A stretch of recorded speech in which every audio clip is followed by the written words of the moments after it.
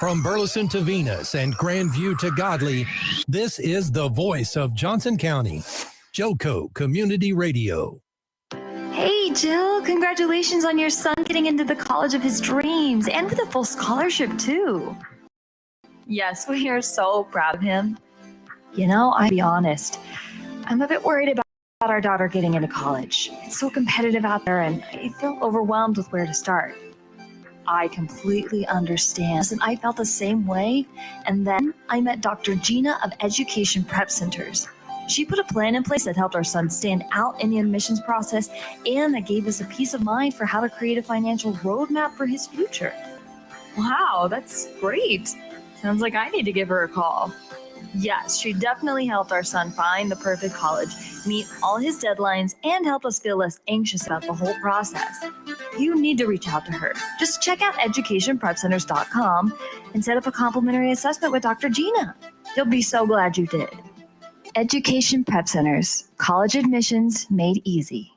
Let's be honest. Wheelchairs are heavy, bulky, and ugly. If you carry a wheelchair in your car to take care of a loved one, you know how hard it is getting that clunky, old-style wheelchair in and out of your car. Introducing the Feather Chair Wheelchair. At 13 pounds, it's the world's lightest wheelchair. It folds in seconds and fits neatly in your trunk, backseat, or closet, so you can take it everywhere. And it's only available right here. Order yours today and get a free wheelchair case, a $50 value, yours free. The Feather Chair. The world's lightest wheelchair is just $4.99 with easy payments as low as $16 a month. Sorry, no Medicare or insurance accepted. So call right now to order yours. 800-823-5826. 800-823-5826. 800-823-5826. That's 800-823-5826. Out of deck carpet giving you the blues?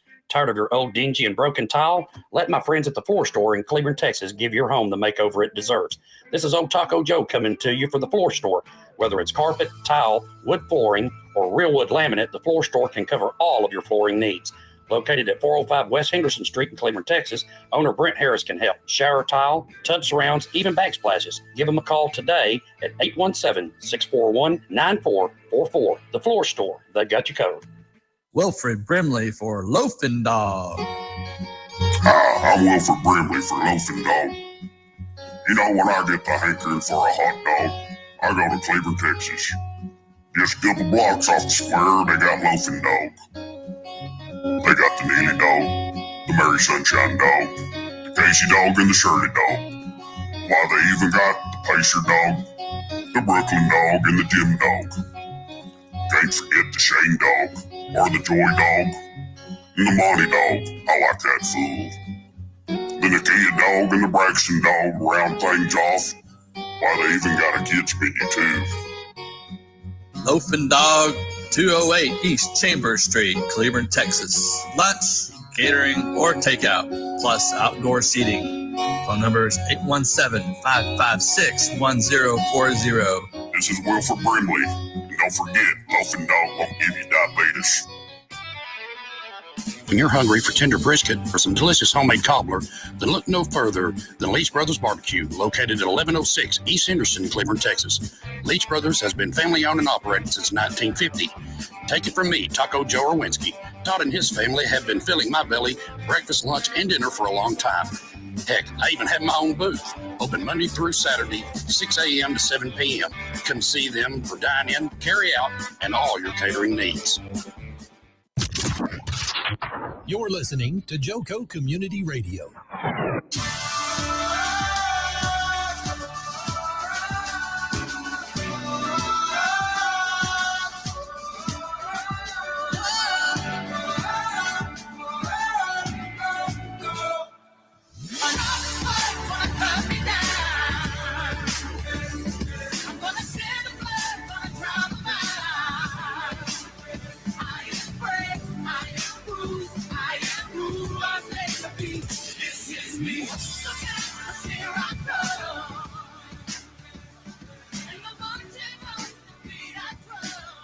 Good evening, everyone, and welcome to No Judgment here. I am your host, Tish Ross.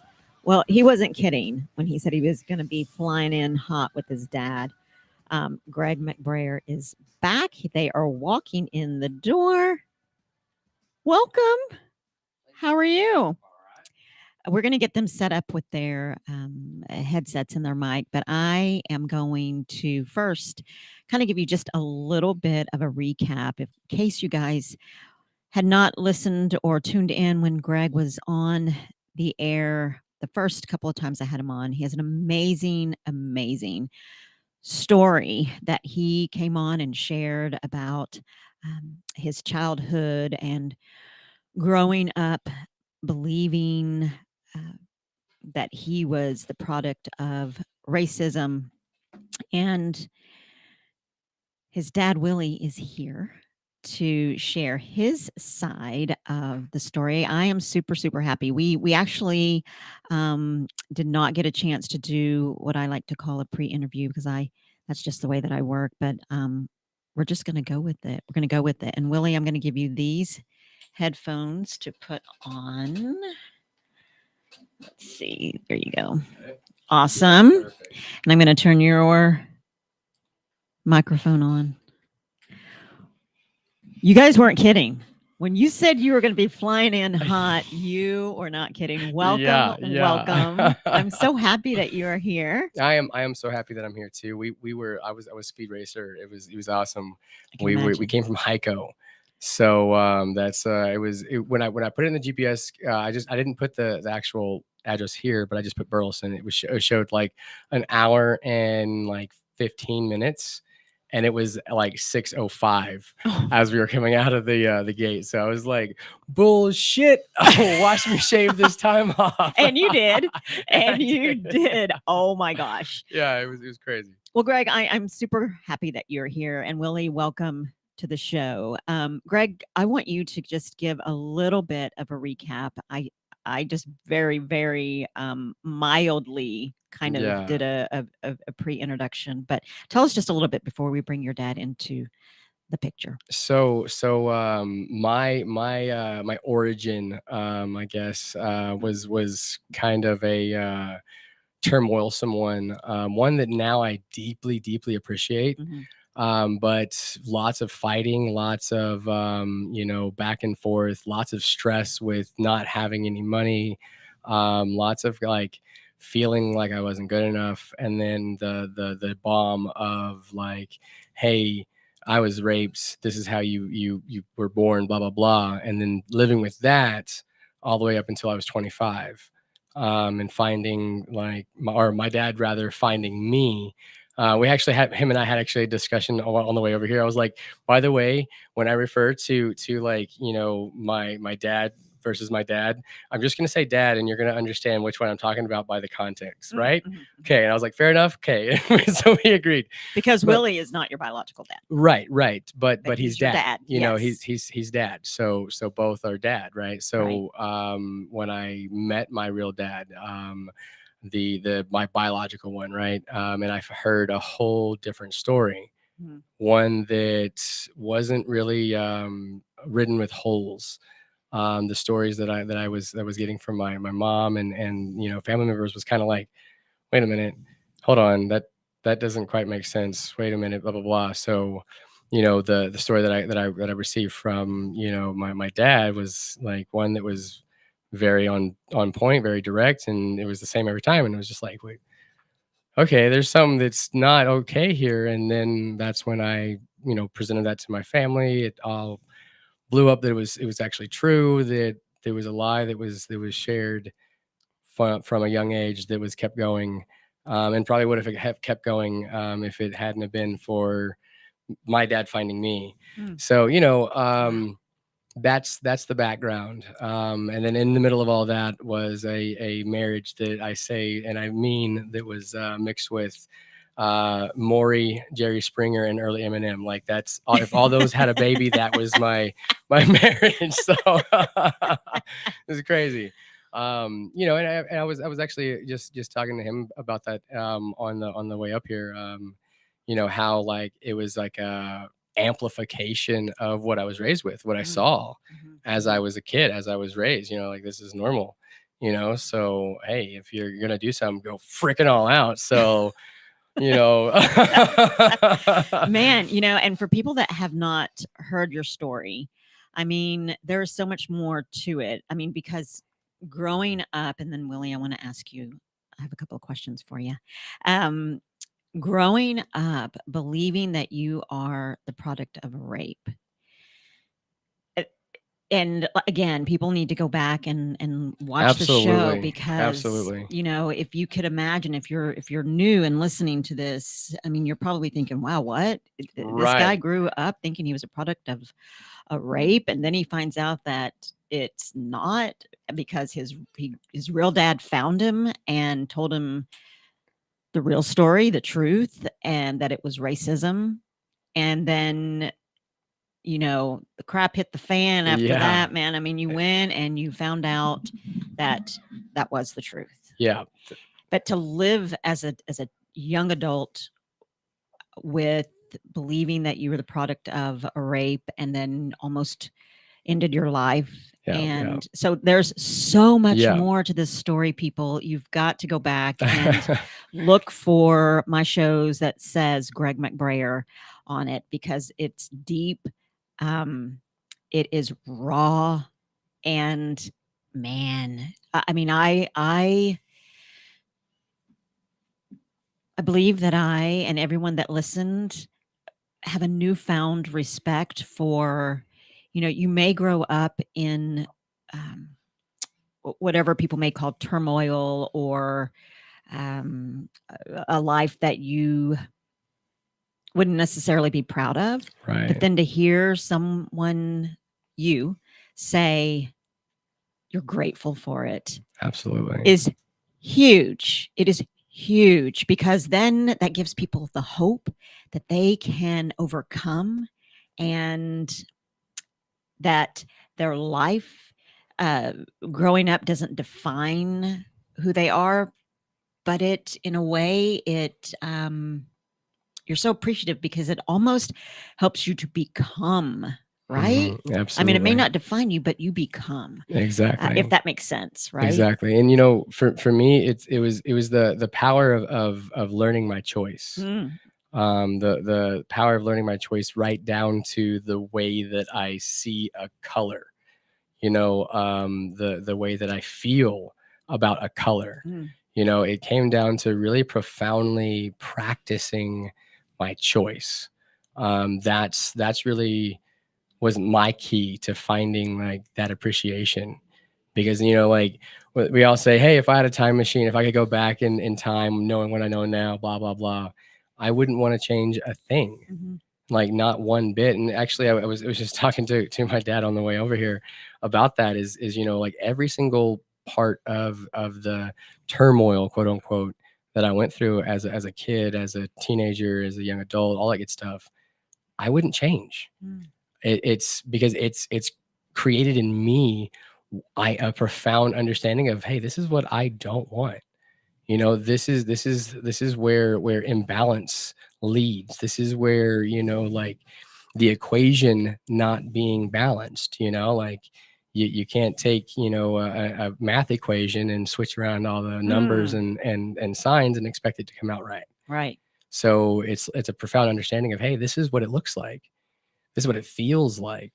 But also the depth of like pain and you know, like self-loathing and self-hatred that I felt is to the extent of the unconditional love that I'm able to feel for myself, you know, like it's that like the contrast. So it's understanding the contrast and knowing that the choice is eternally mine. Absolutely. And what work must have come from, first of all, loathing yourself. Absolutely. Right? Loathing yourself to the point where you didn't no longer want it to be on this earth. You no longer want it to exist. But then for that to then, now you love yourself, deeply in love with yourself, so that you can love others. I mean, so that is what I mean by your story being so powerful for people that are listening. And I want to add something that I think everybody needs to understand is it's not like, you know, oh, now I love myself. Okay, everything is fine. it's a practice. That's why I call it a practice. Like it's a every single day practice. So recently I was sick and I got the flu, and I was like, oh my God, I thought I was gonna die. It's horrible. But as I kind of look back and I track back and I kind of see, okay, what caused that? Because I see how life is always a reflection of me. It's always a reflection of what I'm going through inside of me. It's always a reflection of that every single time I look back at it. So I'm like, what was going on? And, I saw like when I stopped taking my vitamin regimen and I stopped doing the things that I know that fulfill me. I pulled away from my wife, like all of these things that fulfill me. I realized that I stopped doing it. So it's not like now I'm some kind of like floating guru. Right. It's that all I do is practice loving myself and loving myself and loving myself and being aware when I'm not loving myself. Exactly. That's really the important part. Like I feel like the loving yourself part is the easy part. It's staying aware of when you fall into the program and not loving yourself and beating yourself up or creating narratives in your mind that aren't based in fact, but are based in fear, based in insecurity, based in a reality that you don't actually want. And, it's simply being aware of that. Absolutely. And it Practice. certainly didn't happen overnight. I mean, gosh, you Oh, had absolutely. years of pain, like you said, self-loathing. There's tons of work that went into, I mean, gosh, it is a process. It is. It is a process. And it doesn't happen overnight. So I don't want to give anyone any kind of false hope that, next day, okay, I found out what the reality was. Right. And now I'm good. I mean, no, Yeah. I mean, it does take work. And I think that, when we come out of the storm, we are not the same person. Because that's what the storm is about. Exactly. Right? So you go through the storm, you are in pain, you're hurting, you're aching, but boy, once you get through the storm, then comes the rainbow, then comes the rise, right? And then comes the new growth. Absolutely. That's the beautiful part right there, is the new growth. Absolutely. So I want to get to your dad. Yeah. I'm so happy that you're here. Thanks for coming. And so I want to hear your side of the story, your take of, what happened, why the story of rape, what was the reason behind it? I don't know. I mean, she's the one that did that. I'm not the one that did it. I knew different, but I wasn't going to confront her about it. And so why go along with it, I guess? Because I loved her that much and him that I didn't want to hurt either one of them. And so it sounds like it was more of maybe she didn't want to, and like all parents, most good parents, right? We want to protect our children, and we make the choices, I think, that we feel are best for our children at the time. And what I'm thinking as a mom myself, I'm thinking that maybe she thought it would be best not to tell him this because it would hurt him probably even more if I told him the truth, right? So maybe her mindset was, I'm going to tell him this while it's not going to feel good, but maybe I could help him through thinking that he was a product of a rape more so than racism. Would you guys say that might be? I mean, absolutely. And that's the beautiful part of looking back, is there's a infinite way of understanding perspectives. And he was asking earlier, is like, are you gonna have your mom on sometime? And I was like, absolutely, so that's the next show. But it's understanding that there absolutely are an infinite amount of perspectives. Absolutely. And the reason behind it, the why, is not really the concern. It's the hurt that was caused by the reason, by the why. Right. That's of concern, because that's the destructive part.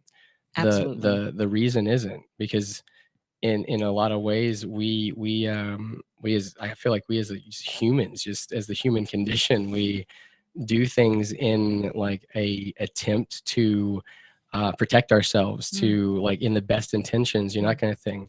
We say a lie, and then we're like, oh shit, I don't want to say the truth because, you know, I don't want to feel bad, you know. So it's Right. self-preservation, you know.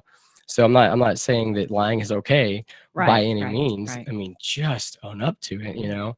But I'm just kind of letting the listeners kind of understand that this is the perspective that I choose to take on every situation. Sometimes it takes me a little longer to get to that. Sure. Sometimes, like, you know, I react and like, oh, you know, I mean, I'm human, right? Mhm. But again, it's a practice. Exactly. It goes all the way back to it's a daily practice. So whether you know, the reason of my mom's, you know, like lie was to protect me or to, you know, shield me from pain or, you know, anything else, it's the fact that it happened. And, you know, I say that I learned from it.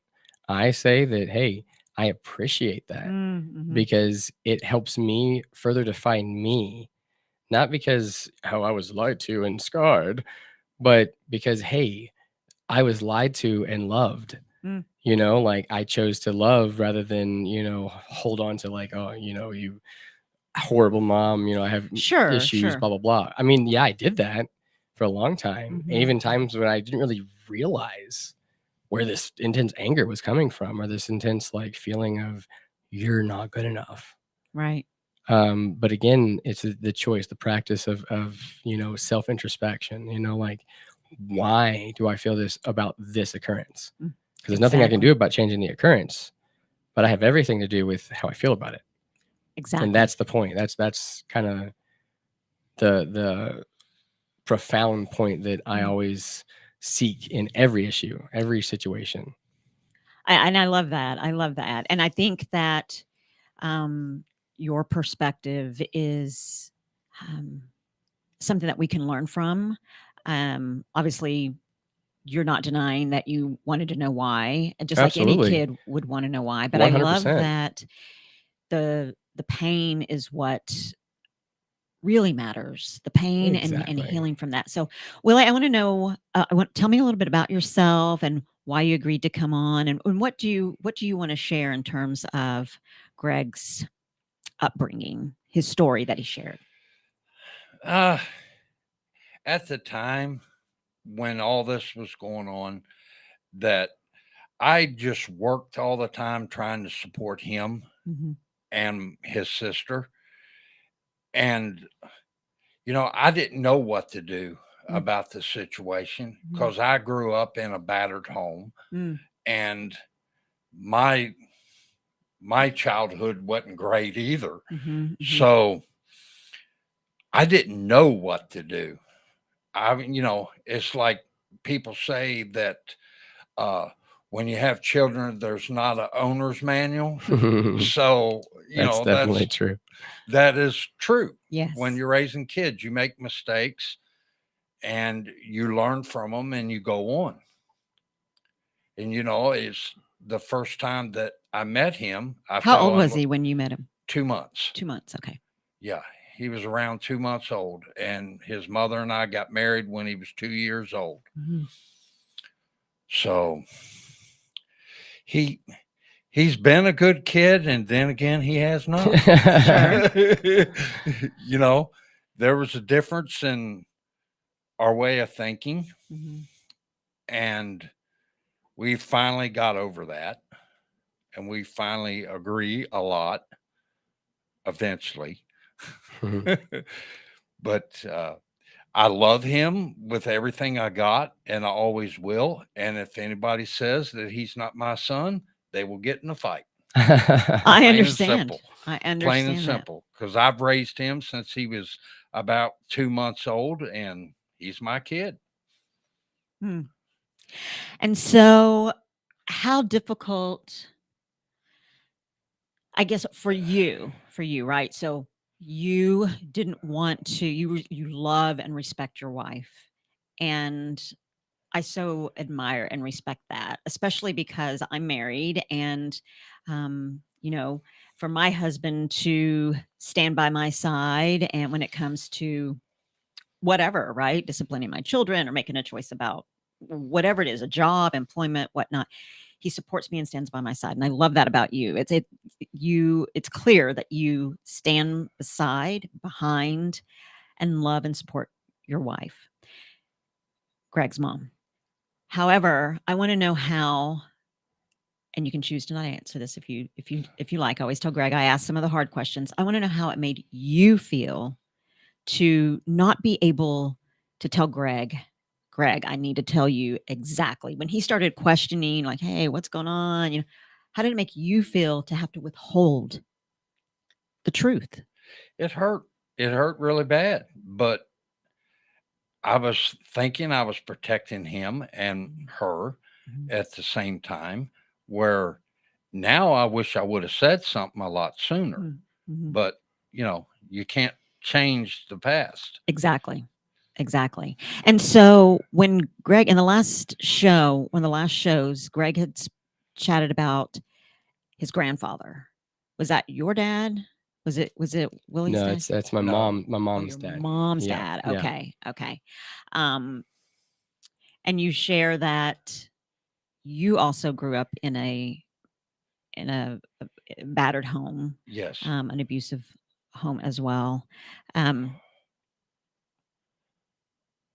How are you today? I'm fine. And do you guys all do you know, have you met Greg's biological dad? Oh, yeah. And y'all have a good relationship and Yeah, it's a long distance relationship. You know, he's in Virginia and we're here in Texas. But yeah, we get along. We talked when he was here and I took him places because he didn't have a vehicle. I mean, it was fun. And so why come on and share? Well, I figured it would help Greg. And that's my main goal, is to help my kids, both of my kids. And whatever I can do for them, I will. I love that. I love that you're here. And I'm curious as to the conversations that you guys had in the car on the way here. Yeah. Actually, it was funny because I was just like, yeah, we're probably just going to repeat this conversation when we get to the show because this is really good. And then we didn't actually do that. But, you know, we have another half, right? Actually, the conversations were, you know, like I kind of asked, you know, like, what did that feel like, you know, having the knowledge of this different, you know, like seemingly darker, but like, you know, the whole like I guess level of hey, it's better to be a product of a rape than, you know, like you were with a black guy kind of thing, you know. So like, how did that feel to withhold that, you know? So, you know, well, I mean, your answer was pretty awesome. I don't know if you can regurgitate it, but you know, like that feeling of, well, I guess I'll just say it. So basically what the feeling was is I love you and I don't know what to do with this. I love you and I'm trying the best that I know how. You know, one thing that I've always learned about my dad is simple. It's very, very simple. Like everything is simple. It's black or it's white. It's this or it's that. So with a complicated, you know, kind of conundrum such as that, it's simple. Wife first. That's it. You know, and in a lot of ways, I actually have noticed that I've rebelled against that because I've noticed what I've learned about that and how I've resented that aspect. And I've actually caused trauma because of that, you know, in my last marriage, and even in parts of my marriage now with my current wife, you know, that's a wife above all kind of mentality has kind of, there's been clashes about that. I understand that. So, you know, and it's something that even now, like I said, it's a practice. It's those like oh, that makes so much sense. That I feel that, and then allowing yourself to feel that. So that's when I've been doing a lot lately. Um, another thing that we were talking about is like, how did that, like, how does it feel when I refer to like dad is dad and dad is dad? You know, like that's one thing. So like, how does that feel? How does that feel, Willie? It doesn't bother me. It's, you know, I mean, if he was around all the time, it might, but I've raised him. He calls me dad. We got a good relationship. So I'm not worried about it. And you know, something that Greg just said is that the way that he sees or knows you. We're going to go to commercial break. Oh, man. And then I'm going to ask you a question when we come back. Okay, you guys tune back in. We'll be back in just a minute. Love y'all.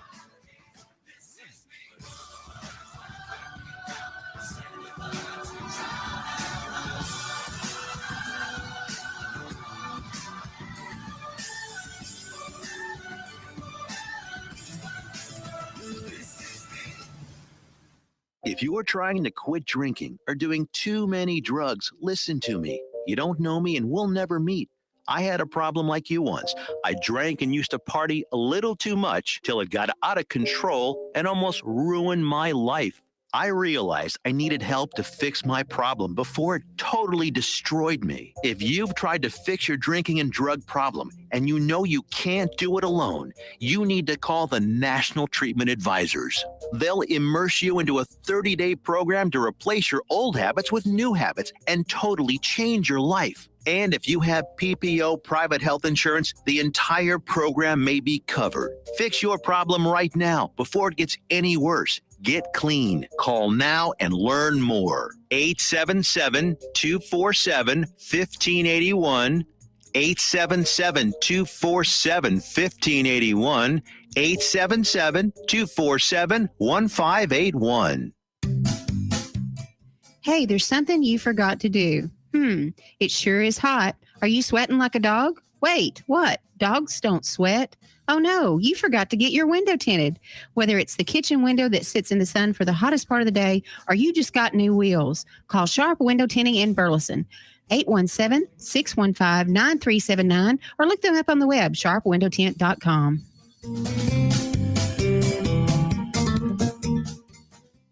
Fast Track Student Loans can get your student loans out of default, stop any wage garnishments, stop collection calls, and stop seizure of your tax refund. Give yourself a break. Stop the stress and get your student loan payments down to as little as $25 a month based on what you can afford to pay. 800-709-4395. 800-709-4395. 800-709-4395. 800-709-4395. The voice of Johnson County, Joco Community Radio.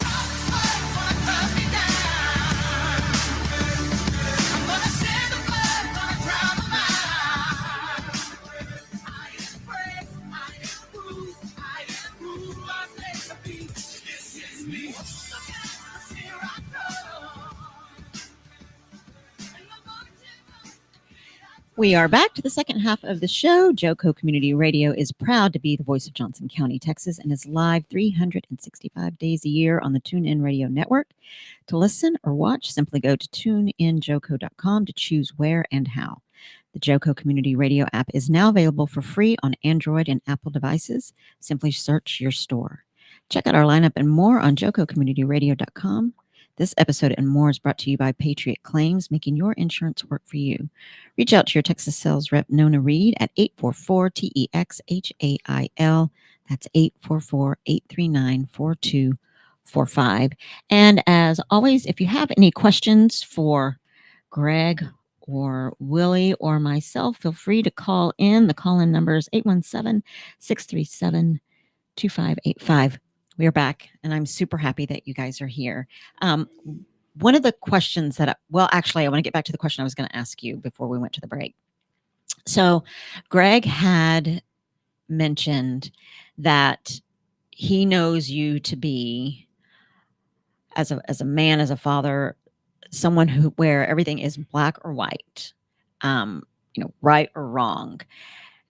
So with that, and I know that I asked you how it felt to keep that in, but if Greg, did you ever approach your dad and ask him, why did you not tell me the truth?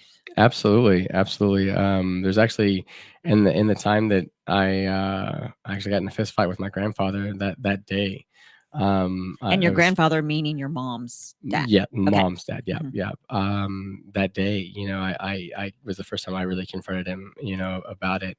I mean, obviously, I was really, really upset, and it was more of like a screaming in his face kind of thing. But we've had conversations about that, since then, and the conversations are truth. And honestly, like, he seems kind of nervous right now. He's definitely a little more nervous than he was in the car.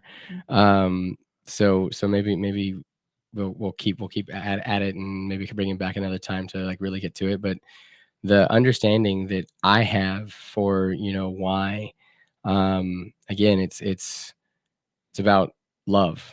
It's about like, hey, I don't know what to do with this. I know that this is what I'm supposed to do, and I love her.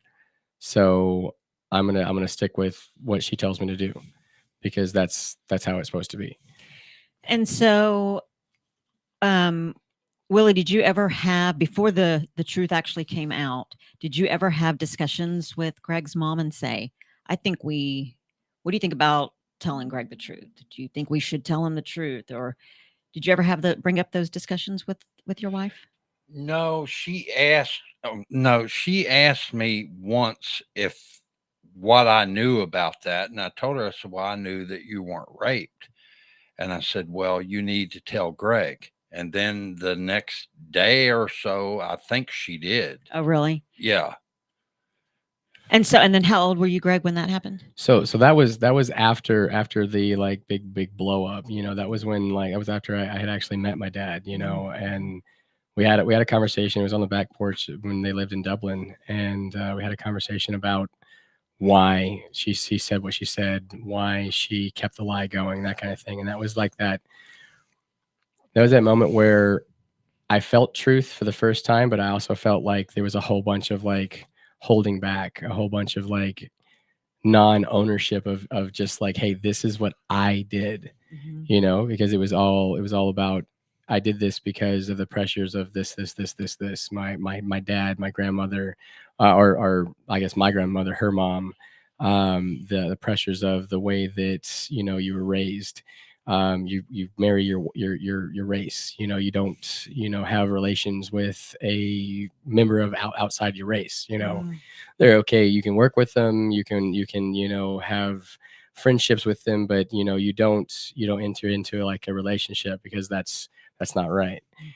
So that kind of thing. And actually one thing that was baffling to me is like, that's how both people, both my dad and both my mom were raised. So like that makes sense to me. And I'm like, okay, I get the program. But then for me, like, really the reason why I wanted my dad to come on is to really like, I kind of articulate what we were talking about in the car, like how were you raised, and what was the understanding or the belief, really? How did you feel about interracial marriage, or being with another person of outside your race? What was that for you?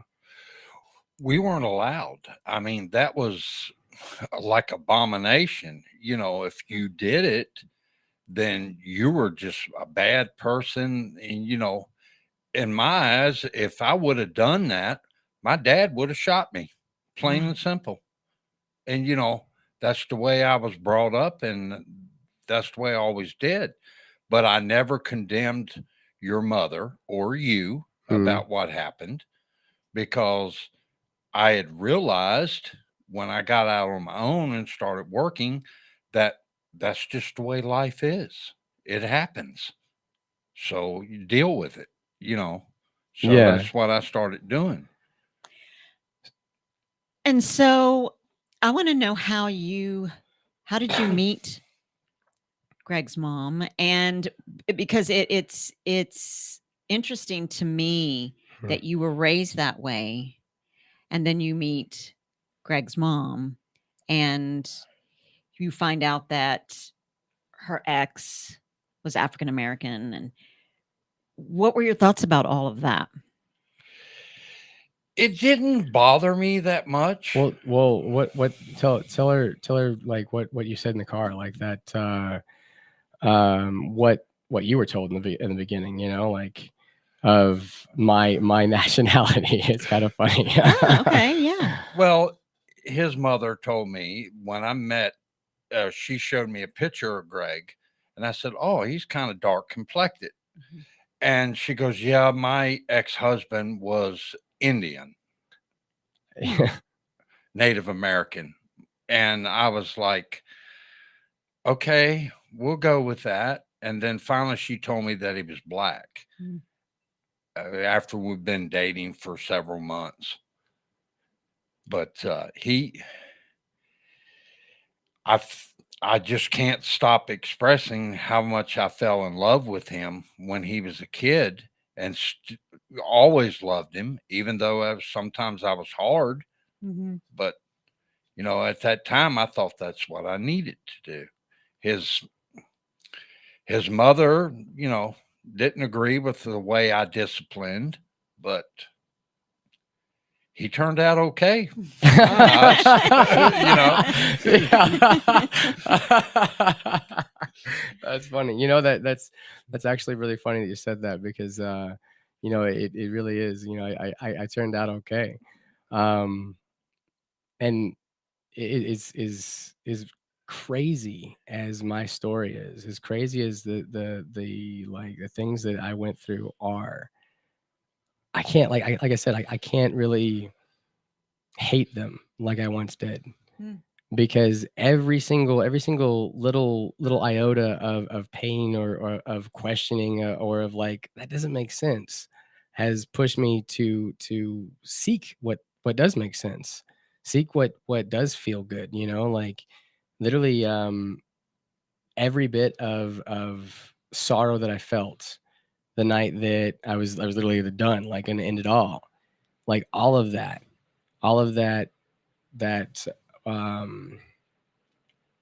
feeling like nothing, you know, like there is nothing for me, there has never been anything for me, and I'm nothing.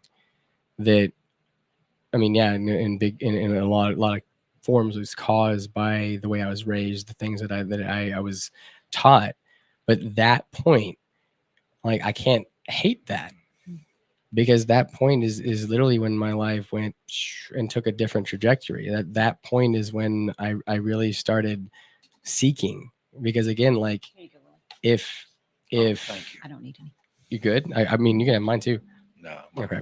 But if I can feel absolutely nothing, and feel no like heaviness, no sorrow, no nothingness of like worth, you know, if I can literally feel absolutely nothing, then is there a possibility that I can choose to feel something awesome? Is there like a space of existence where I can feel over here and up here, rather than all the way down here? I get that. You know, like, wow. That was the question that came out of all of that, and that question, it started the questions of everything. And so did you ask Willie a lot of questions? Oh, absolutely. And so how did that go? When he would ask you a question about, and certainly he was angry, upset. And so you understand, I mean, if you put yourself in Greg's shoes, which I'm sure you have, you understand his anger, his sadness, his rage, whatever emotions came from finding out what the truth is, and then feeling like, I mean, as a young kid, that was withheld from him. You understand why he felt that way? Yeah, in a certain point. I mean, our age difference is quite a bit of it, you know, and I've learned to take his understanding of things, and we've had our arguments about it, but he's changed a lot over the years, and for the good. I mean, he's done really great.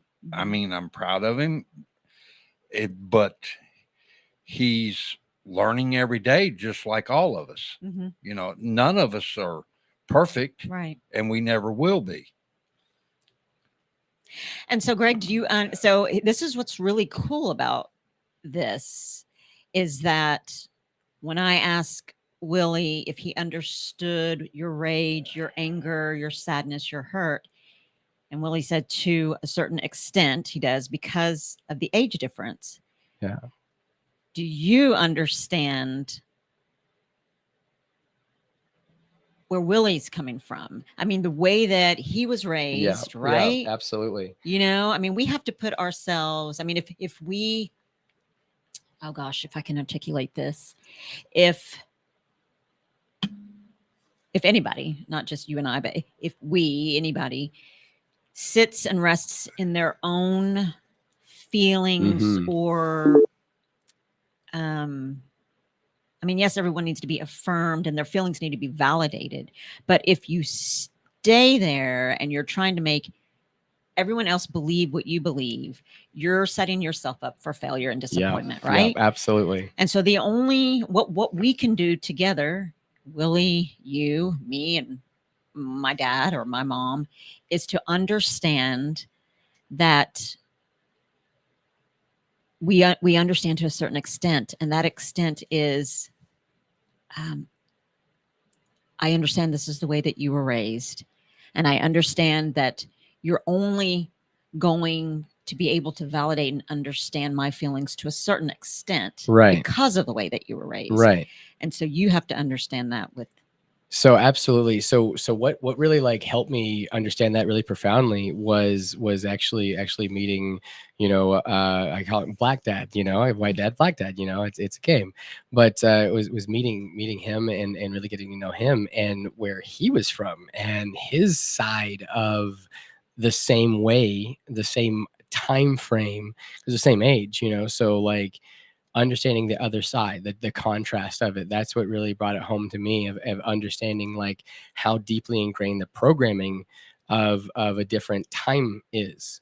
And, you know, the influence of even the time that I grew up in, you know, like the you know, social injustice and like, oh, my daddy left me and, oh, my mommy issues and all this good stuff. Like the time that I live in and grew up in, like, understanding really different points of view, understanding that different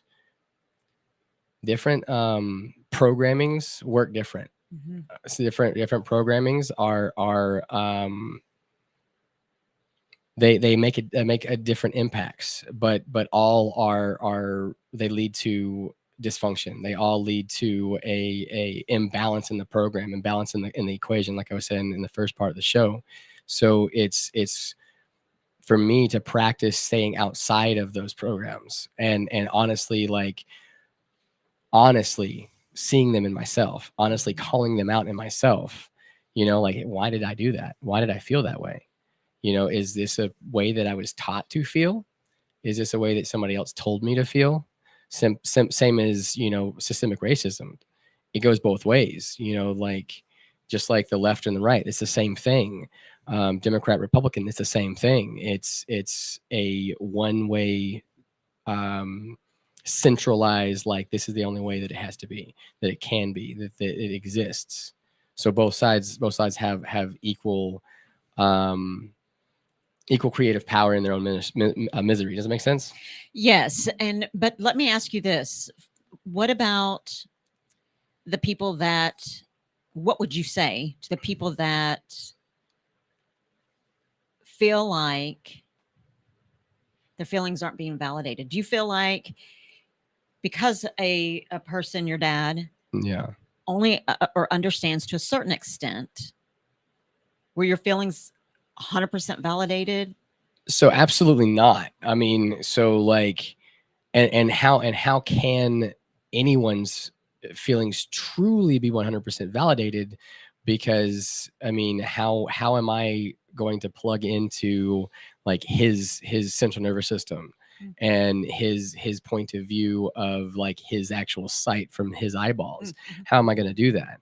How am I going to truly understand his point of view and vice versa, in that experiential, that like profound, hey, I get you kind of thing? That for me, like, is an impossibility through different people. However, the unconditional love for myself, the self-validation that I have to ask myself those questions. Why do I feel like my feelings aren't being validated? Because this other person outside of me isn't understanding to the furthest extent of how I feel. Why am I feeling that way? You know, and really digging into that, because that's the problem. It has nothing to do with how, you know, either one of my parents respond to, you know, the things that I grew up with. It has everything to do with my response to how I feel about it. You know, you can talk to somebody till you're blue in the face, and that person may not give you the sorry that you're asking for. You know, that person may not like really earnestly talk about events or honestly give their truest selves. That person might not do that. That person might not know how to do that.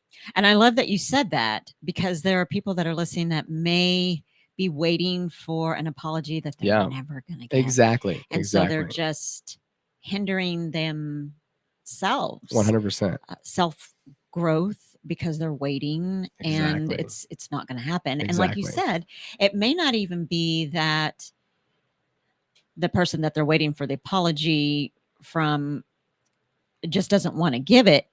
Like you said, it may be that they don't know how. Exactly. I mean, look at me. I'm not trying to speak from any kind of like, hey, listen to me kind of standpoint. I mean, like, no, I almost blew my head off because of this very same things that I'm talking about. You know, I'm going to stop you there, because I want to ask Willie before we go. How did you? I mean, of course, the obvious answer to asking a parent, how did you feel when you found out that your son was going to take his life? But did you guys have a conversation after you found out that he was going to take his life? I mean, how did you feel? What were your thoughts? I was really scared. I mean, I watched him the best I could, but I mean, I've thought about it myself, you know, and I've thought about it a lot of times. But I always look at it like, and I think I explained this to him, you're leaving your family, you're leaving your wife, your girlfriend. I don't remember when it was, but if you do all that, you're just causing hurt. You're not solving anything. Yes, you might be out of the equation, but what are you leaving behind? What's your legacy? And so is that what's kept you from ending your life? Are those the thoughts that, because you said that you've thought about it, or you thought about it multiple times? Yes, that is. It's because I don't want to leave it up to my kids to clean up the mess, you know. And by mess, you mean not just literal, but emotional. Yes. Down the road. Yes. You know. Well, I'm glad you're here. I'm glad that you and both Greg either thought a different way and thought that way and chose not to end your life, because it is a choice. And then also that Greg was stopped because you have a legacy. You have a legacy, and your legacy sits to your right. And what a wonderful man you are for staying and being in Greg's life. I mean, and like you said, we are not perfect. I mean, obviously, no one here, no one in this world is perfect. No one parents perfectly. I mean, we do the best that we can with what we know. And when our children come to us hurting angry, want to know why you chose to say or not to say. We as parents, and I'm sure Greg knows as a parent, we respond with love. And whether that's whether we made the wrong decision in telling or not telling, we made that decision in love. And if all of our children could only really, really know that, and then when the questions come, then we can sit down and explain, here's the reason why I made the decision. And then, yes, try to validate their feelings. I understand why you're hurting. Man, if I could take it back, I would. But then again, you have someone that says, man, I wouldn't change anything about the way that I was raised. So we if we are able to, because there are a lot of people that are not like you, Greg, and not like myself, that have come from an abusive upbringing and can look at the other side and think, you know what? I myself could not do one thing without asking my dad how to do it. Could not make my own decisions. And if I did, it was wrong. Everything was wrong unless it was done his way. It was not the right way. But clearly, as I grew up, I understood now that that's not true. Right. But what I took from that is, for me personally, I won't make one decision without consulting my Heavenly Father, my higher power. I will not make, and I thank my dad so much for that gift. Absolutely. I thank him for that gift, right? Absolutely. You know, I was actually referring to that earlier in the car. We had a really good conversation in the car. We'll do this again so we can have that conversation on the air, because it was a really good conversation. But you know, talking about like how even the negative traits, or the traits that can really like screw someone's life up, right? That I learned that I would, like I said in the previous you know, section, of like amplified. Because, you know, like Maury, Jerry Springer, early Eminem all mixed together, I amplified it greatly. But even with that, even in the depths of like really being an asshole, really being a true, like, you know, just a, you know, not really savory person, I learned so much from that guy, from who that guy is, from what that guy operates on, from the program that guy operates on. And again, it's that introspection, that like truly honestly looking at me and saying, you know, yeah, I did some really stupid things and really like horrible things in the name of like, I'm doing the right thing, you know? But again, the equation's off, and it's seeing those things and appreciating, oh, wow, that guy is not who I want to be. That feeling is not what I want to feel. So understanding where it all comes from, the programming that it is coming from, and then simply making the decision to write a new program. We're infinite programmers, you know. We can write our own story, our own program, and that's the biggest thing that, if anybody's listening, that I want you to hear is, you can write your own program, your own story. You can be your own person. You don't ever have to run someone else's program, ever, you know? So take a look in the mirror and really be honest with yourself and say, well, whose program am I running?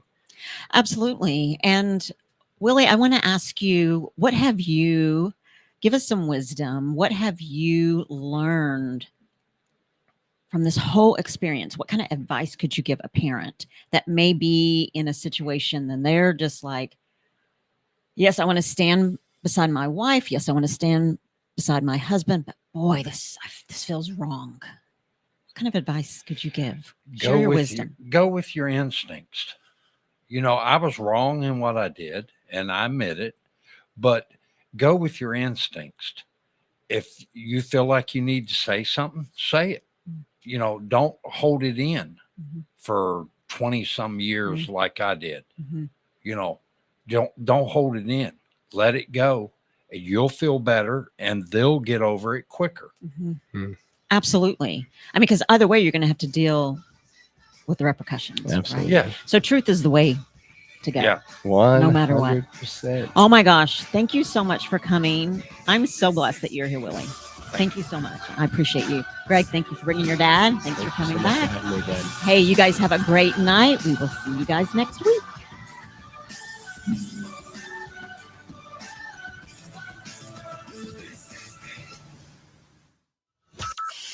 From Burleson to Venus and Grandview to Godly, this is